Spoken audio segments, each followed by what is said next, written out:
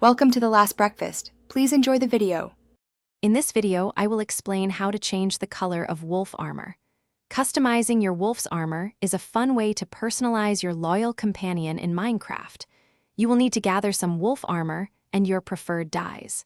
The process is straightforward, but it differs slightly depending on whether you play on Java or Bedrock Edition. Let's dive into the details of how to achieve your desired look. For players on Java Edition, dyeing wolf armor is quite simple. Just open a crafting table or your inventory's crafting grid. Place the wolf armor in any slot, then add your chosen dye or dyes into other slots. The resulting dyed armor will appear in the output slot. You can mix several dyes to create unique color combinations, offering millions of possibilities for customization.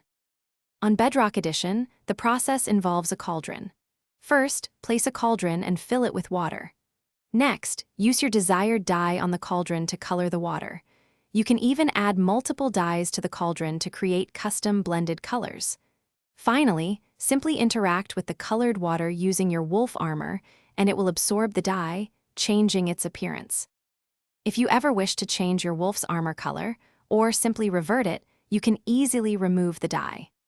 Just use the colored wolf armor on a cauldron filled with regular, clear water. This will strip away the current dye. With millions of color combinations available, you have endless opportunities to express your creativity and make your wolf truly stand out. Thanks for watching. If this was helpful, leave a like and consider subscribing. See you next time.